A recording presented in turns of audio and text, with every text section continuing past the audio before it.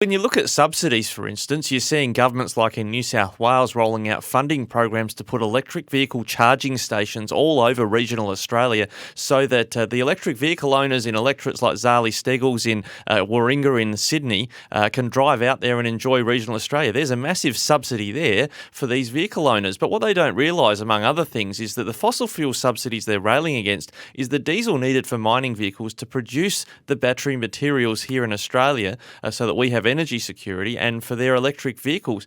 It's just this utter disconnect that you get from these city politicians that they don't need to worry about regional Australian votes, and so they just rail on about fossil fuel subsidies. There's no connection with the fact, where's your food going to come from? On the Flow Morning Show, we take a look at our topic for today, and it is diesel excise, the implications on farming and policy from different persuasions on this matter. One of which is the teal blues, as they're called, teal greens in some cases. And Rikki Lambert is with me to discuss the implications of this excise and what it could mean for food and grocery prices and for farmers across our regions. Rikki, how are you? Good, thanks. Well, let's take a look at the two competing forces. The federal government and Labor have said that the 6 months of the excise reduction will be in place, but no further after that. It does mean that heavy vehicles that right now are delivering food don't come under that 6-month moratorium. Did the government make a mistake there? Well, I think what's happened is when you look at climate change, and before that we had sort of a campaign for Indigenous recognition in the Constitution, they all took a back seat to COVID being the primary concern. Some people jokingly said in memes, just like that COVID solved climate change. But now as we sort of emerge out of the pandemic, some people are now saying, well, now we've got to deal with climate action, and a lot of alarmism surrounding that. But the divide that you're talking about is really between metropolitan and regional, because in regional Australia, the future, the immediate future is diesel, is fossil fuels, because you need it for farming and you need it for mining. You are going to cut the legs out from underneath regional Australia if you're suddenly going to start taxing what the Teal Independents and the Greens are calling a fossil fuel subsidy.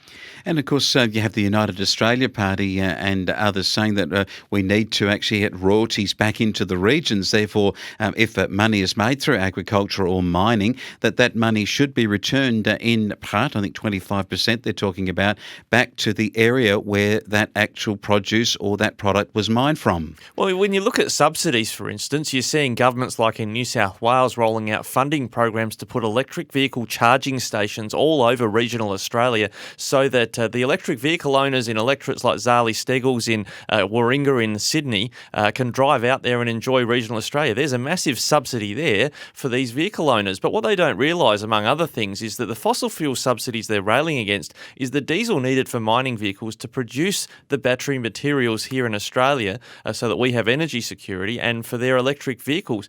It's just this utter disconnect that you get from these city politicians that they don't need to worry about regional Australian votes, and so they just rail on about fossil fuel subsidies. There's no connection with the fact, where's your food going to come from? So in the regions we have candidates that are saying that they're looking at climate change being the most important issue.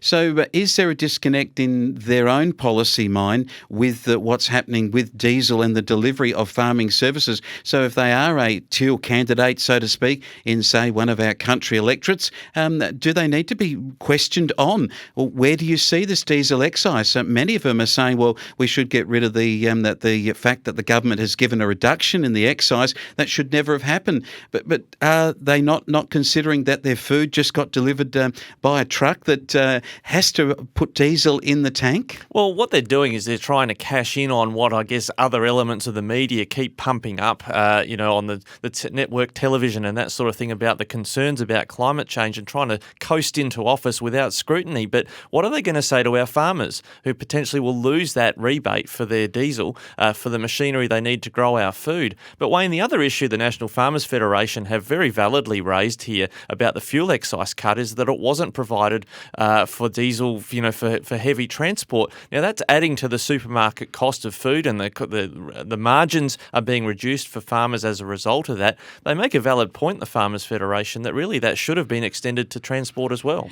Yes, it is interesting. Tony Marr, who's probably hitting heavy on this one, and we see that Fiona Simpson, who is what I would have thought would have been the one bringing this press release, maybe she's gone a little bit light on the issue of diesel, but Tony Marr hasn't. He says, we understand that we can't change the diesel excise and the commitment that has been made, or at least keeping it after the 6 months in this election period. However, both parties, that is both of the Coalition and Labor, need to commit to rectifying the situation and backdate the reductions for heavy vehicles, and so that they can be included in this diesel excise. So he makes a very strong point. Oh, absolutely. When he talks about 30 to 40% of the final price of groceries is their freight cost, and diesel is a huge part of that freight cost, and you look at the prices people are having to pay at the moment, I think he's absolutely right.